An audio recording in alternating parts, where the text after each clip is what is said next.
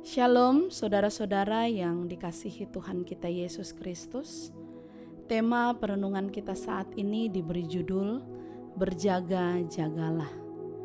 Bacaan Alkitab diambil dari Wahyu pasalnya yang ke-16 ayat 15. Lihatlah, aku datang seperti pencuri.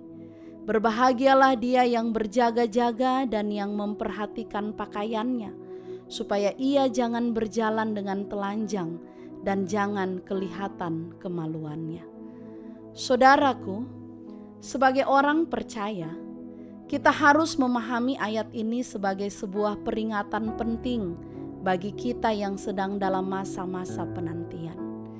Ayat ini mengajak kita untuk mengarahkan atau mengalihkan fokus kita kepada pesan Tuhan tentang peristiwa kedatangan Tuhan Yesus kali yang kedua. Ditegaskan lagi bahwa kedatangannya itu tidak ada seorang pun yang tahu, seperti yang dituliskan dalam ayat 15. Aku datang seperti pencuri. Ini berarti kedatangannya terjadi begitu cepat dan tiba-tiba, sehingga sebagai orang percaya, kita diajak untuk sadar dan selalu waspada, serta mempersiapkan diri untuk menghadapi rapture atau masa pengangkatan. Saudaraku, di dalam Matius 24 ayat 37 sampai 44 berbicara mengenai nasihat untuk berjaga-jaga. Dituliskan bukan suatu hal yang kebetulan. Tuhan Yesus sendiri pernah berfirman, "Karena itu berjaga-jagalah, sebab kamu tidak tahu pada hari mana Tuhanmu datang." Juga dalam Lukas 21 ayat 36, berjaga-jagalah senantiasa sambil berdoa, supaya kamu beroleh kekuatan untuk luput dari semua yang akan terjadi itu, dan supaya kamu tahan berdiri di hadapan Anak Manusia. Saudaraku, jika dalam Alkitab ada begitu banyak ayat yang menuliskan tentang berjaga-jaga, seharusnya kita bersyukur, karena kita diingatkan oleh firman Tuhan untuk tetap percaya dan benar-benar mempersiapkan diri dalam penantian kedatangan Kristus yang kedua kali.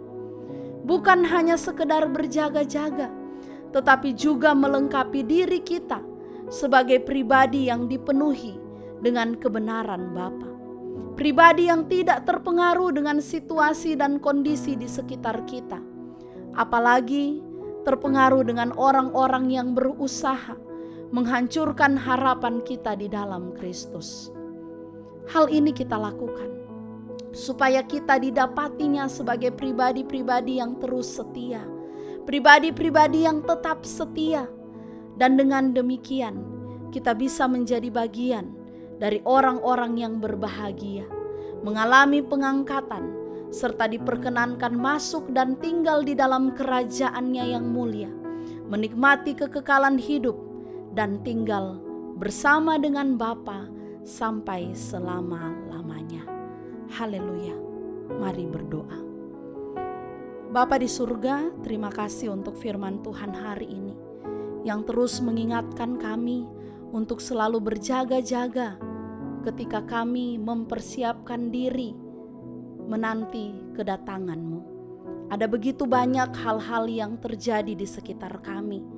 Biarlah Tuhan, kami tidak terpengaruh dengan semua itu, tetapi kami kuat karena kami mau tetap setia sampai kedatangan-Mu kali yang kedua.